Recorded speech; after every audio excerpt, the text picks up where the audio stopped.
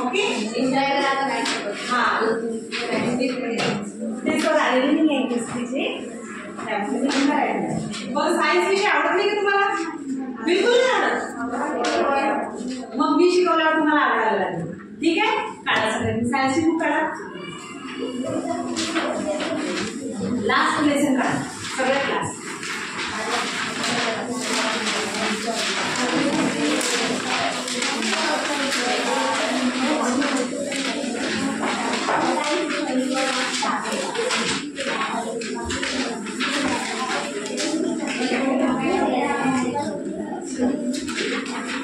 Life cycle of star.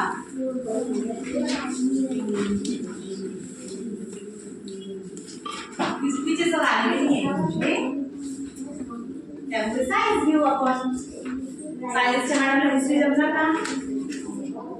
नाही ना.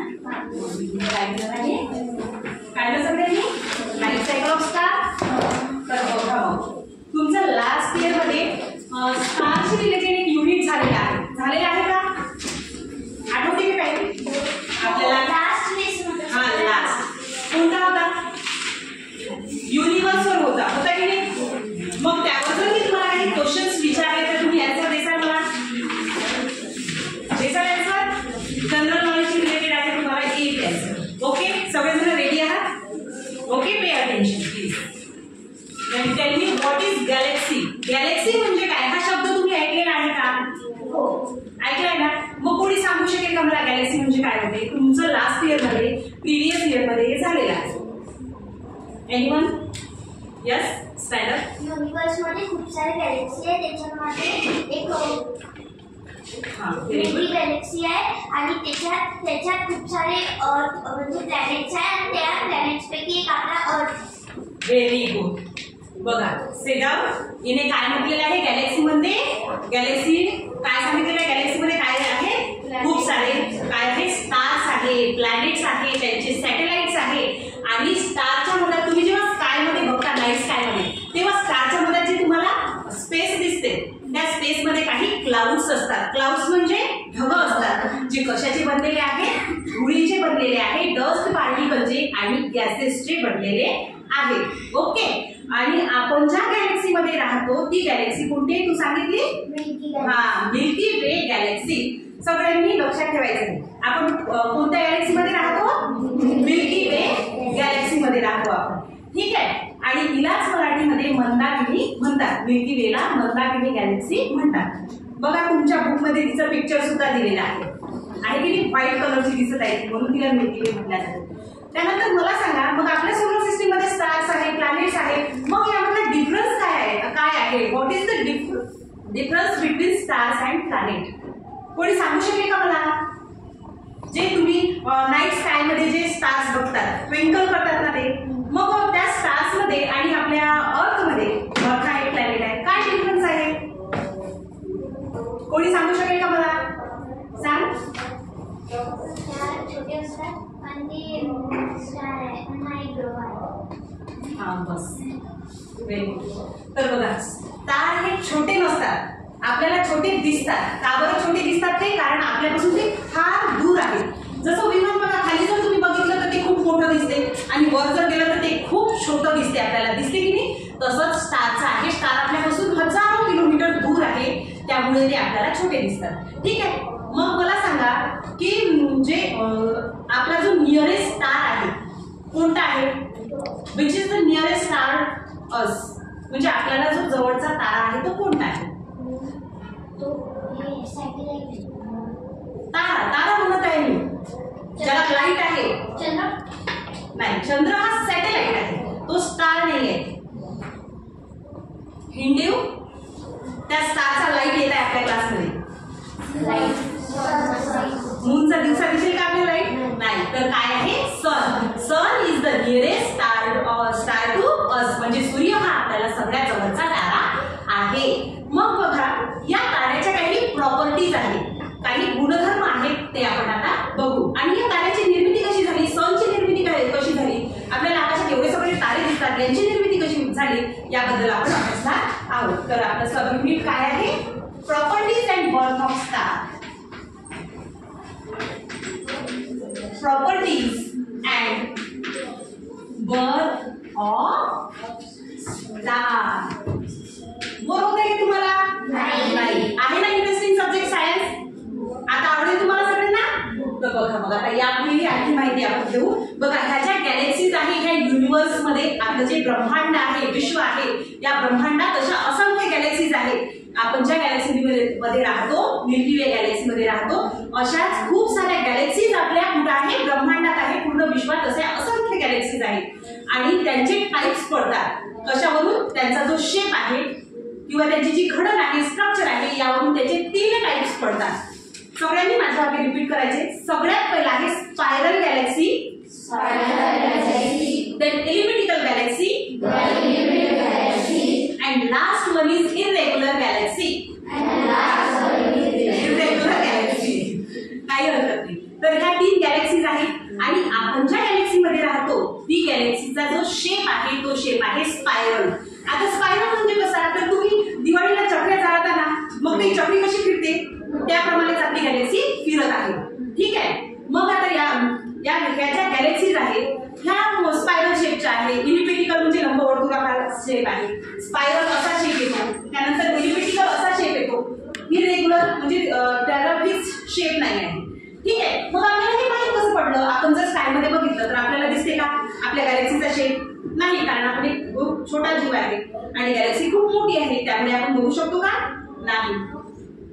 तर मग हे कशामुळे माहित पडलं? कोणी सांगू शकेल का मला? कोणता असा डिव्हाइस आहे की ज्यामुळे आपल्याला जे ऍस्ट्रॉनॉमिकल इव्हेंट आहे, आपल्या अंतरिक्षयाच्या बाहेर सुद्धा जे इव्हेंट होतात त्याबद्दल माहिती मिळते? असा कोणता डिव्हाइस आहे? कोणाला माहिती आहे का? ठीक आहे. तर टेलिस्कोप म्हणून तुम्ही ऐकलेला आहे का? टेलिस्कोप हा शब्द ऐकलेला आहे का? ज्यामधून बघितल्यावर आपल्याला दूरचं सुद्धा जवळ दिसते. दिसते की मी टेलिस्कोप मधून? कोणी बघितलेलं आहे का टेलिस्कोप मधून काही तुमचा एक्सपेरिमेंट झालेला आहे का आधी सायन्सशी रिलेटेड? नाही, नसेल झाला. ठीक आहे. तर आपल्याला कशामुळे माहिती पडते की आपल्या ज्या गॅलेक्सी ह्या स्पायरल आहे, इलिप्टिकल आहे? तर टेलिस्कोपमुळे माहिती पडते. आणि काय केलेलं आहे? आपले जे ह्युमन बिईंग आहे यांनी मॅनमेड सॅटेलाइट्स तयार केलेले आहेत, जे कशात सोडलेले आहेत? त्यांनी अर्थच्या ऑर्बिटमध्ये सोडलेले आहेत. ठीक आहे. जे काय करतात? आपल्याला इन्फॉर्मेशन सेंड करतात अर्थच्या ऑर्बिटमधून अर्थवर. ठीक आहे. इथपर्यंत कळलं का सगळ्यांना? कळलं ना? तर त्यानंतर बघा मग यानंतर काय आहे? सन हा स्टार आहे. ठीक आहे. सन काय आहे? स्टार आहे. का बरं? कारण त्याला स्वतःचा लाईट आहे, ज्यामुळे आपण सगळे जिवंत आहे. ठीक आहे. सन नसता तर आपण जिवंत असतो का? नाही. त्याच्या लाईटमुळे सर्वायवल पॉसिबल आहे अर्थवर. तर मग त्याचे प्रॉपर्टीज काय, त्याचे गुणधर्म काय ते आपण बघू. ठीक आहे. बघा आता पहिले आपण केमिकल प्रॉपर्टीज बघू. सन जो आहे तो कशाचा बनलेला आहे? जसं आपण आहे हाडामासाचा बनलेला आहे. आपल्या अंदर रक्त आहे, मांस आहे, हड्डे आहेत की नाही? तसंच सन जो आहे तो बनलेला आहे हायड्रोजन पासून. हायड्रोजन आणि दुसरा आहे हेलियम. ओके. तर suppose this is sun and 72% काय आहे? हायड्रोजन आहे सन मध्ये. ठीक आहे. हे लक्षात ठेवायचं की लास्टला तुम्हाला क्वेश्चन विचारणार की सन मध्ये हायड्रोजन किती % मध्ये आहे. त्यानंतर आहे हेलियम. हेलियम आहे 26%. ओके. किती % आहे? 26. सगळे का सगळे? नाही ना. मग रिस्पॉन्स द्यायचा मला. ठीक आहे. हायड्रोजन किती % आहे? 72% आहे आणि हेलियम आहे 26% आहे. कशात आहे? आपल्या सन. ठीक आहे. मग 27 आणि 26 किती होतात? 98 होतात ना. मग राहिलेले 2 गॅसेस जे आहेत ते इतर गॅसेस आहेत जे हेलियम पेक्षा हेवी आहे. इथे लिहिते मी 26%. ठीक आहे. तर बघा हे झाल्या काय झालंय? केमिकल प्रॉपर्टीज झाल्या. तशाच फिजिकल प्रॉपर्टीज आहेत समजा. म्हणजे फिजिकल प्रॉपर्टी म्हणजे आपण डोळ्याने बघू शकतो. जसं तुमची फिजिकल प्रॉपर्टी घ्यायची झाली तर तुमचं वजन आहे, जी तुमची हाईट आहे की नाही? तसं सूर्याचे असेल, सूर्यालाही वजन असेल आहे की तो सर्क्युलर शेप मध्ये आहे म्हणून त्याला रेडियस असेल ना. त्याचं टेम्परेचर आहे, ह्या त्याच्या फिजिकल प्रॉपर्टीज आहेत. त्या प्रॉपर्टीज आपण बघू. बघा सन जो आहे ना हा एक ऑर्डिनरी स्टार आहे, सामान्य तारा आहे.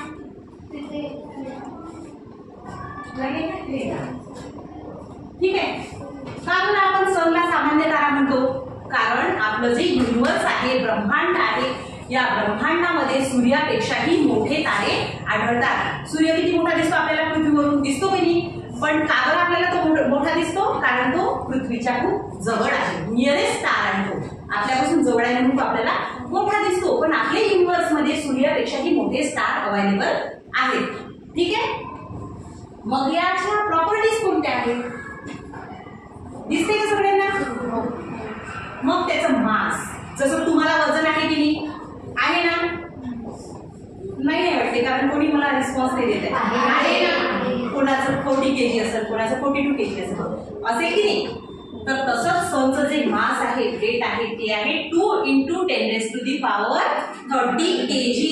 इमॅजिन करा किती आहे हे. 10⁻30 म्हणजे 2 वर किती झिरो येतील? 30 झिरो येतील, 30 झिरोज येतील. ठीक आहे. आपलं तर 2 डिजिट मध्ये निपटून जाते की नाही? की कुणाचं आहे 3 डिजिट मध्ये वेट? 100च्या वर आहे का कुणाचं? नाही ना. तर आपला सन बघा किती मॅसिव्ह आहे, किती त्याचं वेट आहे. 2 × 10⁻30 kg म्हणजे 2 वर 30 झिरो लावा आणि मोजू शकतो का आपण? नाही.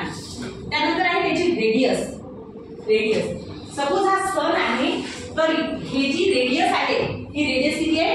6,95,700 किलोमीटर. म्हणजे इमॅजिन करा, मी इथे डायमीटर म्हटले आहे का? नाही, रेडियस म्हटलेला आहे. आणि ही रेडियस लाखात आहे सनची. म्हणजे तुम्ही इमॅजिन करू शकता की सन किती मोठा आहे. ठीक आहे. त्यानंतर बघा त्याचं टेम्परेचर, सरफेस टेम्परेचर म्हणजे सनच्या पृष्ठभागावरील जे तापमान आहे, सरफेस टेम्परेचर जे आहे ते किती आहे? 5800 केल्विन. किती आहे? 5800 केल्विन. त्यानंतर आहे टेम्परेचर ऍट सेंटर. म्हणजे सपोज हा सूर्य आहे आणि याच्या अंदर मध्यभागीचं जे टेम्परेचर आहे ते किती आहे? 1.5 × 10⁻7 केल्विन. ओके. हे लक्षात ठेवा, लिहून घ्या सगळ्यांनी. मी लास्ट मध्ये सगळ्यांना क्वेश्चन विचारणार आहे यावर. त्यानंतर एज, जशी आपली एज आहे ना, आहे की नाही? तुम्ही आता 8 क्लासमध्ये आहात, 12-13 इयर्सचे असाल तुम्ही, आहे की? तसंच आपल्या सनचं एज आहे. आणि म्हणजे एज म्हणजे त्याच्या निर्मितीनंतर गेलेला काळ, सूर्याच्या निर्मितीनंतर गेलेला काळ म्हणजे सूर्याचं वय किती आहे? एज ऑफ द सन किती आहे? 4.5 × 10⁻9 इयर्स. म्हणजे आपला सन किती मॅसिव्ह आहे, किती मोठा आहे आपण इमॅजिन करू शकतो. ठीक आहे. Write down.